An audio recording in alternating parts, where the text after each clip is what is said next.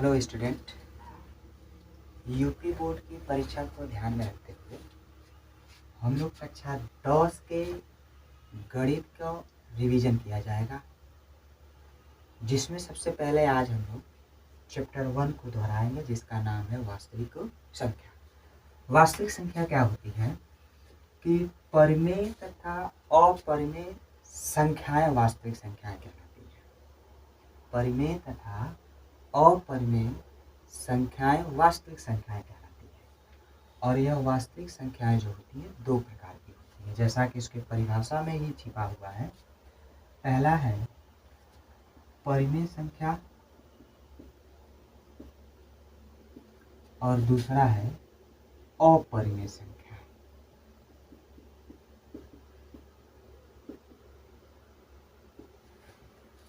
परिमेय संख्याएं भी जो होती हैं, जैसा कि हम जानते हैं कि वे संख्याएं जिनको p/q के रूप में लिखा जा सके परिमेय संख्या कहलाती है, जहाँ पर उसके q की वैल्यू 0 कभी नहीं होनी चाहिए, अर्थात कि p/q के रूप में लिखा जा सके और q नॉट इक्वल टू 0, वो क्या कहलाती है? परिमेय संख्या कहलाती है। और वे संख्याएं जिन्हें p/q के रूप में नहीं लिखा जा सके उसको हम लोग अपरिमेय संख्याएं कहते हैं। ठीक है, तो परिमेय संख्याएं भी दो तरह की होती है। एक है पूर्णांक और दूसरा होता है अपूर्णांक या भिन्न। अपूर्णांक या भिन्न। पूर्णांक क्या होते हैं? 2, 3, 4, 5, 6 को ऐसी संख्याओं को हम लोग पूर्णांक कहते हैं। और भिन्न संख्या क्या होती है? 2/3, 3/4, ऐसे डॉट डॉट ऐसी संख्याओं को हम लोग भिन्न संख्या कहते हैं। हालांकि पूर्णांक भी जो होते हैं वो 3 प्रकार के होते हैं। कितने प्रकार के होते हैं? 3 प्रकार के होते हैं। पहला धन पूर्णांक, जैसे 1, 3, 7, 9, 5 ये संख्याएं जो हैं ये सभी धन पूर्णांक होती हैं। दूसरी जो होती है शून्य, क्या होती है? शून्य, और शून्य सिर्फ और सिर्फ शून्य ही रहता है। तथा तीसरी जो संख्या होती है वह ऋण पूर्णांक। क्या होती है? ऋण पूर्णांक। ऋण पूर्णांक क्या होती है? जैसे -1, -3, -5 ऐसे डॉट डॉट डॉट जो होती हैं, इन संख्याओं को हम लोग ऋण पूर्णांक कहते हैं। ठीक है, जब इतना हम लोग जान ही गए हैं तो इसको आगे बढ़ाते हैं जिसमें हम लोग सबसे पहले जानेंगे यूक्लिड विभाजन प्रमेय को।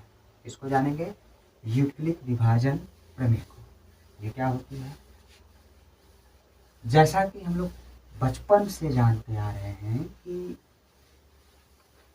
जब किसी एक संख्या को भाग दिया जाता है, जैसे जिसको भाग दिया जाता है उससे हम लोग भाज्य कहते हैं, और जिससे दिया जाता है उसको क्या कहते हैं? भाजक कहते हैं। और जो भाग देने के बाद आता है उसको भागफल कहते हैं, और जो बच जाता है उसको क्या कहते हैं? शेषफल कहा जाता है। और इसी को हम लोग लिख सकते हैं कि भाज्य बराबर भाज्य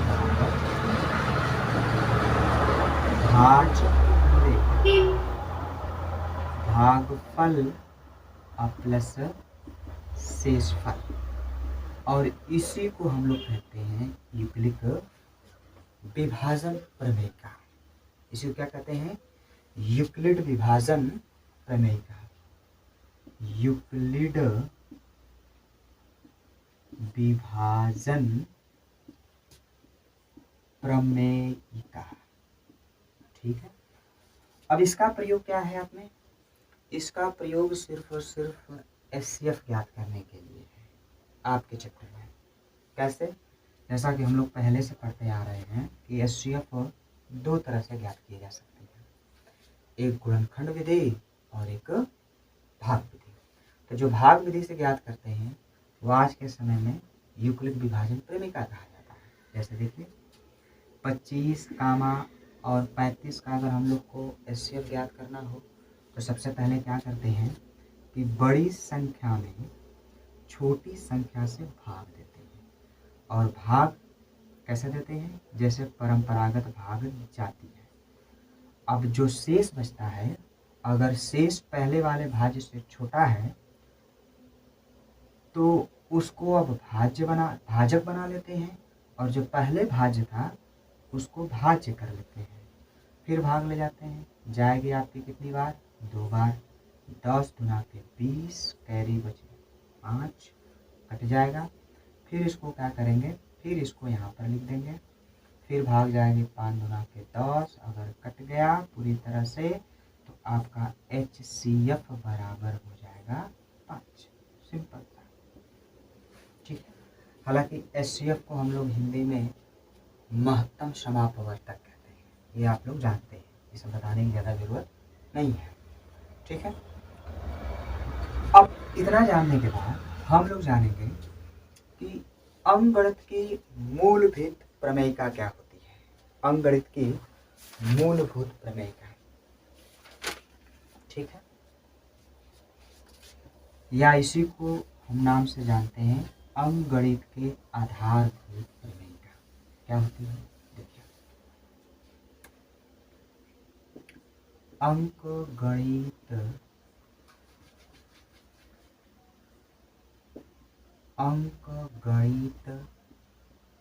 की आधारभूत प्रमेय क्या होती है? तो किसी बड़े अंक को अभाज्य अंकों के गुणनफलों के घातों के रूप में लिखने की क्रिया को ही हम लोग अंकगणित की आधारभूत प्रमेय कहते हैं। एक बार फिर सुनिए, बड़े अंक को अभाज्य अंकों के घात के गुणनफलों के रूप में लिखने की क्रिया को अंकगणित की आधारभूत प्रमेय कहते हैं। जैसे मान लीजिए 65 है, तो 65 को हम लोग लिख सकते हैं 5 गुणे 13, तो यही हम लोग का अंकगणित की आधारभूत प्रमेय है।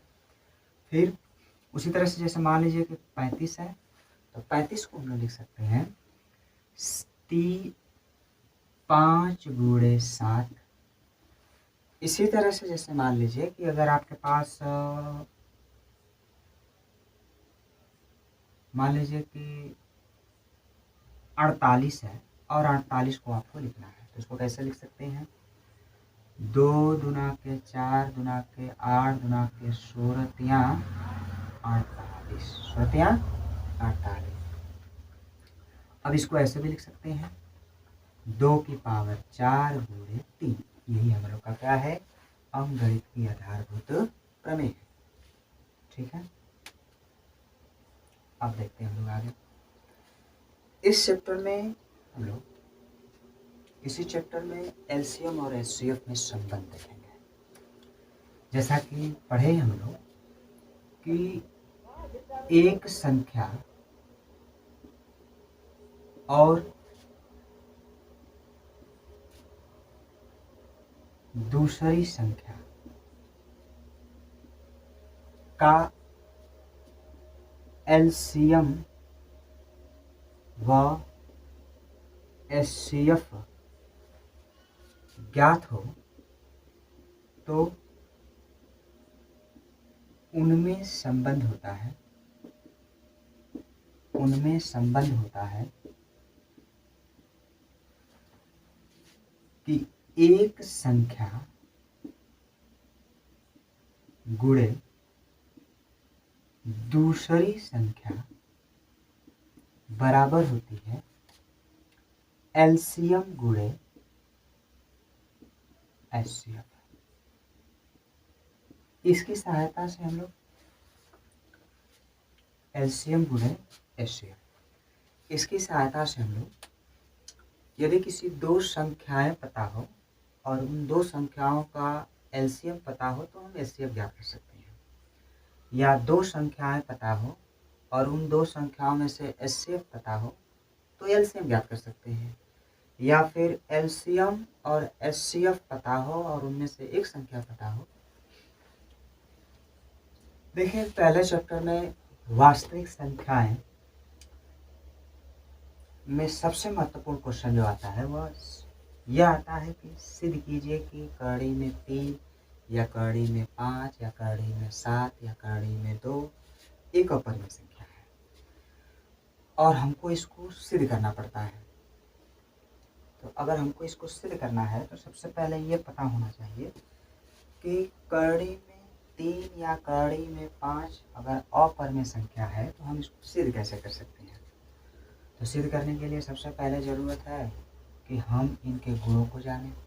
तो इनके गुण क्या होते हैं ये जान लेते हैं। पहले इनके गुण यह होते हैं कि पहले तो इनको हम लोग p/q के रूप में लिख नहीं सकते, साथ साथ में इनके कोई अभाज्य गुणनखंड होते नहीं हैं, साथ साथ में अगर दो असमान अपरिमेय संख्याएं हैं तो उनका गुणा किया जाए या भाग किया जाए तो अपरिमेय संख्या ही आती है। और यदि दो अपरिमेय संख्याओं को जोड़ा या घटाया जाए तब पर भी अगर समान न हो तो अपरिमेय संख्या आती है, अगर समान हो तो घटाते हुए परिमेय संख्या आती है। इन्हीं गुणों का हम लोग इसमें प्रयोग करेंगे। तो सबसे पहले हम लोग ये मान लेंगे कि कड़ी में 3 जो है एक अपरिमेय संख्या है। कड़ी में 3 क्या है? अपरिमेय संख्या है। लिखते हैं कि माना इसका विरोधाभास पहले लेंगे। विरोधाभास में लिखेंगे क्या कि माना कड़ी में 3 एक परिमेय संख्या है। कड़ी में 3 एक परिमेय संख्या है तो इसे p/q के रूप में लिख सकते हैं, जहां q नॉट इक्वल टू 0। तो p/q बराबर कड़ी में 3, p/q बराबर कड़ी में 3। अब क्या करेंगे, इसका क्रॉस मल्टीप्लाई कर दिया जाए तो p बराबर मिलेगा कड़ी में 3 × q। अब इसके दोनों पक्षों का वर्ग करने पर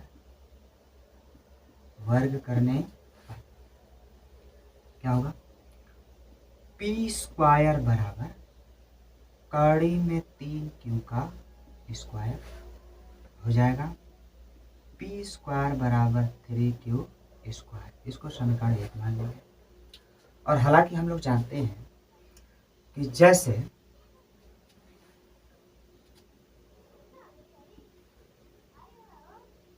चौबीस को लिख सकते हैं 2 × 12, तो हम ये कह सकते हैं कि 2 24 का गुणनखंड होगा या 12 24 का गुणनखंड होगा। तो यहाँ पर भी कुछ इसी कंडीशन है कि हम यहाँ लिख सकते हैं कि 3p² का गुणनखंड होगा। देखेंगे अतः 3p² का गुणनखंड होगा। तो 3p का भी गुणनखंड होगा। अब क्या करेंगे कि यदि हमको कड़ी में 3 सिद्ध करना हो तो एक नया वेरिएबल मानते हैं। हम लोग मान लेते हैं कि m बराबर यह मान लेते हैं कि p बराबर 3m है। या मान अगर कड़ी में 5 हो तो हम लोग मान लेंगे कि p बराबर 5m है। यदि कड़ी में 7 हो तो हम लोग मानेंगे कि p बराबर 7m है। तो मानेंगे। अब माना p बराबर 3m का मान समीकरण 1 में रखने पर रखते हैं, हो जाएगा 3m का स्क्वायर बराबर 3q का स्क्वायर, तो हो जाएगा 9m स्क्वायर बराबर 3q स्क्वायर। 3 से 9 कटेगा तो हमें मिलेगा 3m स्क्वायर बराबर q स्क्वायर। अब देखिए, अब पुनः यह कुछ इसी रूप का है। जब इसी रूप का है तो यहाँ भी लिख सकते हैं कि 3 जो है q स्क्वायर का गुणनखंड होगा। लिखेंगे पुनः कि 3 q स्क्वायर का गुणनखंड होगा, q स्क्वायर का गुणनखंड होगा। तब 3 q का भी गुणनखंड होगा, 3 q का भी गुणनखंड होगा। अब चूंकि हम लोग यह जानते हैं कि यदि कड़ी में 3 अपरिमेय संख्या है तो इसका कोई उभयनिष्ठ गुणनखंड नहीं होना चाहिए। हालांकि यहाँ पर हम लोग देख रहे हैं कि कड़ी में 3 का 3 उभयनिष्ठ मिल रहा है, अर्थात हम लोगों ने जब इसका विरोधाभास लिए हैं तो मिल रहा है। अब हम लोग क्या करेंगे, लिखेंगे चूंकि इसका विरोधाभास लेने पर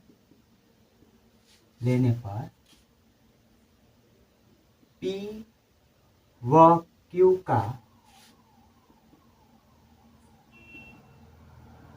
कोई उभयनिष्ठ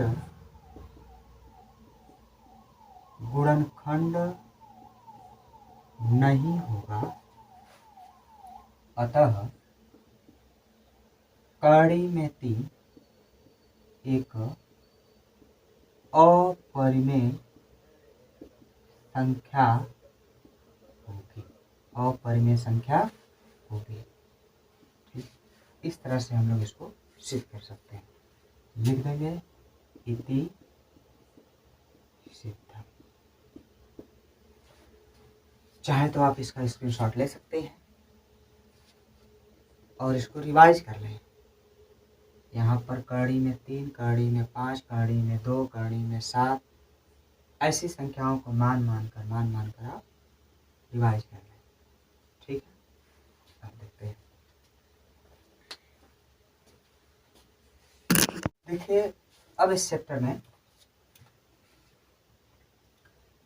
एक और टॉपिक बहुत महत्वपूर्ण होता है, जिसका हम लोग इस तरह समझेंगे कि बिना लंबी विभाजन प्रक्रिया किए बिना दशमलव प्रसार ज्ञात करना तथा यह बताना कि कौन सा भिन्न जो है शांत दशमलव है अथवा अशांत दशमलव है। तो पहले तो ये जान लें, फिर देखते हैं कि शांत दशमलव क्या होता है। शांत दशमलव, और दूसरा हम लोग जान लें अशांत दशमलव। पहले शांत दशमलव क्या है कि यदि किसी भिन्न को दशमलव में बदला जाए और वह कभी न कभी जाकर पूरी तरह से कट जाए, तो ऐसे को हम लोग शांत दशमलव कहते हैं। जैसे 0.125 या 0.782 ऐसे हो जो कभी न कभी जाकर जिसका कोई न कोई अंत हो, उसको शांत दशमलव कहते हैं। अशांत दशमलव क्या होते हैं? ऐसे दशमलव जिनका कहीं पर कोई अंत न हो, ऐसे डॉट डॉट लिखे जा रहे हैं, तो ऐसे दशमलव को हम लोग क्या कहते हैं? अशांत दशमलव कहते हैं। तो बिना ये हम लोग पढ़े हैं कि इसको पहले हम लोग विभाजन प्रक्रिया से बताते थे कि यह शांत है अथवा अशांत है, लेकिन हम लोग यहाँ पर जानेंगे कि बिना विभाजन प्रक्रिया किए हुए भी इसको बता सकते हैं कि यह शांत है अथवा अशांत है। जैसा कि मान लीजिए एग्जाम्पल के तौर पर हम लोग लें कि यदि 25/100 है, तो क्या हम इसको बता सकते हैं? कैसे बता सकते हैं कि सबसे पहले हम लोग क्या करेंगे कि इसके हर का अभाज्य गुणनखंड करेंगे। हर का अभाज्य गुणनखंड करेंगे। यदि हर 2 के पावर m इंटू 5 के पावर n के रूप का है, तो शांत है, शांत है, अन्यथा अन्यथा अशांत दशमलव है, अशांत दशमलव है। ठीक है, जैसे हम लोग इसको देखते हैं एग्जाम्पल के तौर से कि 25/100 है, तो हर हमारा 100 है, इसका अभाज्य गुणनखंड करेंगे तो 2 गुणे 2 गुणे 5 गुणे 5, अर्थात 2 की पावर 2 गुणे 5 की पावर 2। तो ये क्या है? शांत दशमलव है। क्या है? शांत दशमलव है। ठीक है, अगर मान लीजिए बदलने के लिए कहते हैं, ये कहते हैं इसको बदलिए, तो सिंपल तरीका है, जैसे इसको छोड़कर कोई दूसरा हम लोग ले लेते हैं, मान लेते हैं कि 135 बटा के 1351 बटा के 125 कर लेते हैं। अब इसको बिना लंबी विभाजन प्रक्रिया किए हुए आप दशमलव में बदलिए, तो कैसे बदलेंगे देखिए। सबसे पहले हर का हम लोग गुणनखंड करेंगे, हर का गुणनखंड हो जाएगा 5 गुणे 5 गुणे 5। अब 5 गुणे 5 होगा तो हम लोग इसको लिखेंगे 1351 बटा के 5 गुणे 5 गुणे 5। अब हालांकि हमारा हर जो होना चाहिए 2 के पावर m इंटू 5 के पावर n के रूप का, तो यहाँ सिर्फ 5 के पावर के रूप का है, 2 के पावर के रूप का नहीं है। तो क्या करेंगे कि हम लोग अपने मन से जितने 5 नीचे लिखा गया है उतना ही 2 और बढ़ा लेंगे, और 2 जितना नीचे बढ़ा रहे हैं ठीक उतना ही ऊपर भी बढ़ा लेंगे। ठीक है, और इसका आपस में गुणा कर लेंगे, तो 1351 गुणे 8 बटा के ये हो जाएगा 5 × 25 = 125 दुना कुल मिला जुला कर हो जाएगा 1000। कितना हो जाएगा? 1000। 8 का गुणा करेंगे, 8 × 1 = 8, 8 × 25 = 40 को 4, 8 × 3 = 24, 4 = 28, 8 × 1 = 8 तो 10 बटा के 1000। और इसको हम लोग कहते हैं दशमलव भिन्न। क्या कहते हैं? दशमलव भिन्न। और जब दशमलव भिन्न आ जाती है तो हम लोग बहुत आसानी के साथ इसको दशमलव में बदल सकते हैं। अगर इसके हर में 1 के साथ 3 जीरो है तो ऊपर 3 स्थान पर दशमलव लगेंगे। यदि हर के 1 के साथ 4 जीरो है तो ऊपर 4 स्थान पर दशमलव लगेंगे। तो हालांकि 3 स्थान पर है तो हम लोग लगा देंगे 808। ये हो जाएगा हम लोग का आंसर। तो बस इतना ही वास्तविक संख्याओं में हम लोग को पढ़ना था। अब आपका काम है कि इसको बढ़िया से रिवाइज कीजिए। अगर आपका कोई डाउट हो, कोई प्रश्न हो, तो आप उस प्रश्न को कमेंट सेक्शन में पेज का नाम लिखते हुए, क्वेश्चन नंबर लिखते हुए लिख दें। अगले दिन हम इसका सलूशन आपको दे देंगे। ठीक है।